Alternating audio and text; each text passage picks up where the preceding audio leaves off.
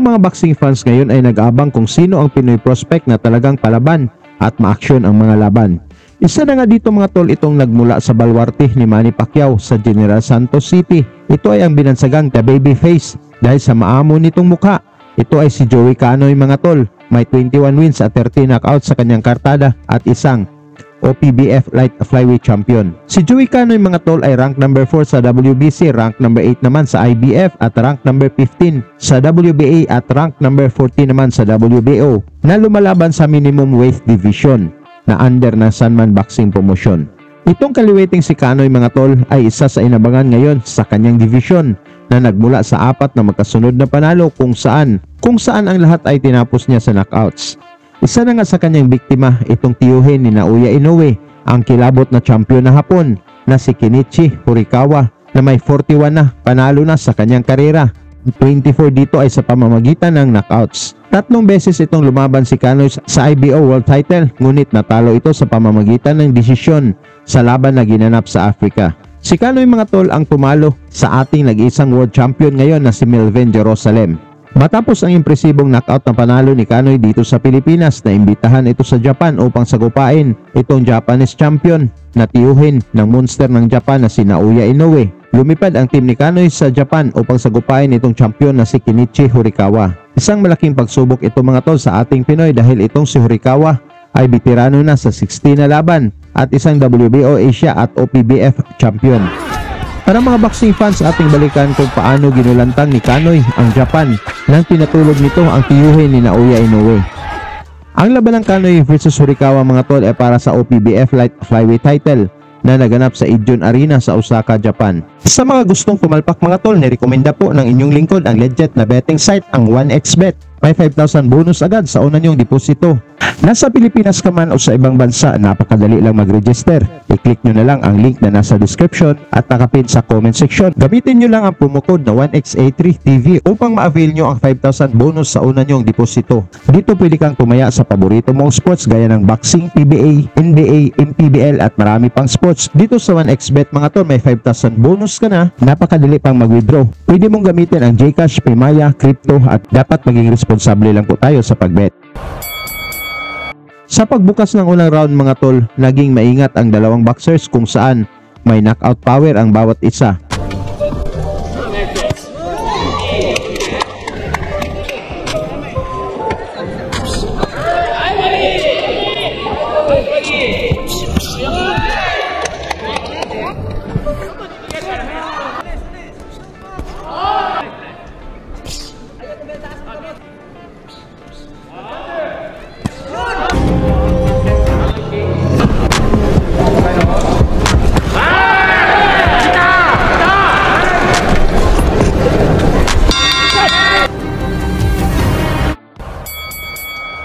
Dito sa round 2 mga tol, umpisa na ang palitan ng mga malalakas na suntok ang dalawang boxers at sigawan naman ang mga fans ng Hapon.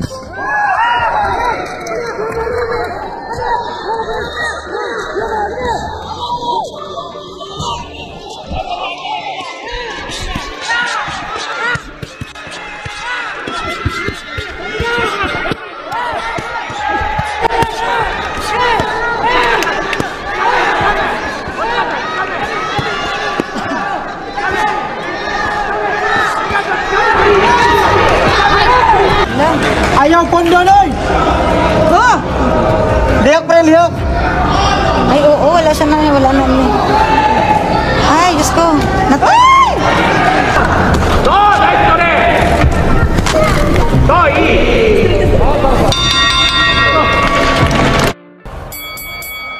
Sa ikatlong round mga tol, umatake na itong si Horikawa na gusto nang tapusin si Kabayan ngunit nag-counter din si Canoy.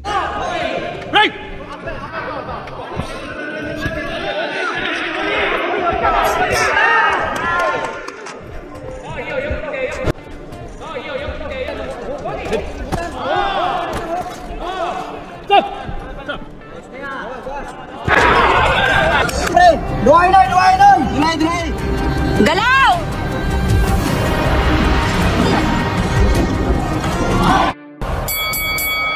Sa round 4 mga tol, pumasok na ang mga suntok ni Canoy ngunit matibay din ang Hapon.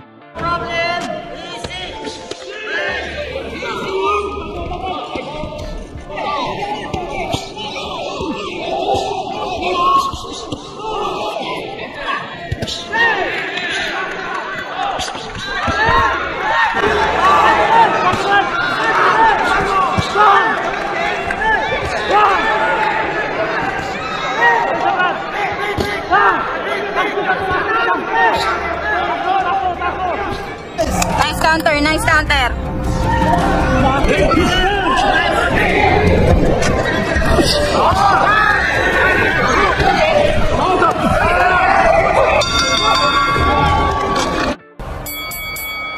Tuloy ang matinding aksyon dito sa ikalimang rounds mga tol, na para bang walang kapaguran ang dalawang boxers.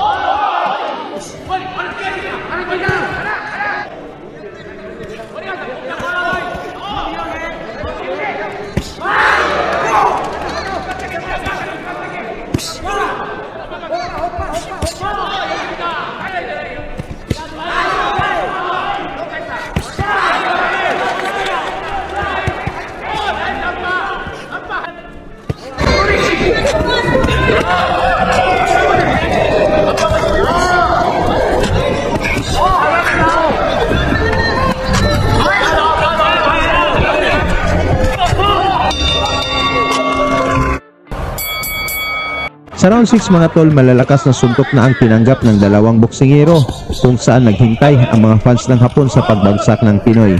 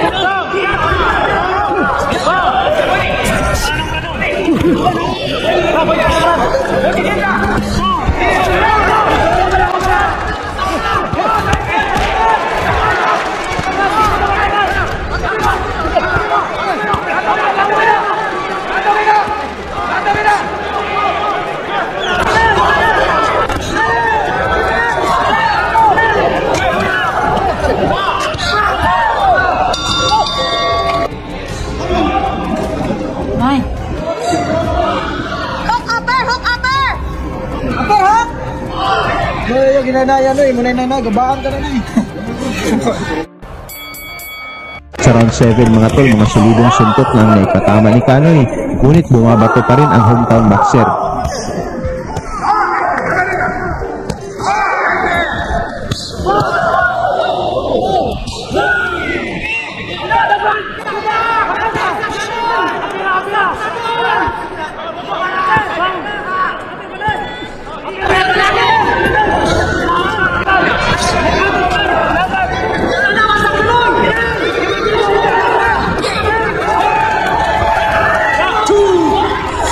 Mula sa mabilis na pinakawalan ni Kanoy mga tol, bagsak si Horikawa at talagang napuruhan. Kaya dito na natapos ang laban. Panalo si Kanoy mga tol sa pamamagitan ng technical knockout at naging Oriental and Pacific Boxing Federation Champion. Tungkol naman sa performance ni Kanoy mga tol, may chance kaya ito na mag-world champion? Pag-usapan na lang natin yan sa baba at salamat sa inyong suporta. Lagi niyong sundan, huwag magpapahuli. Pag-usapan ni bakbakan, balita niya at laban. Mga Pinoy na di nagpapagapi. Salamat sa mga suporta na lagi nandyan.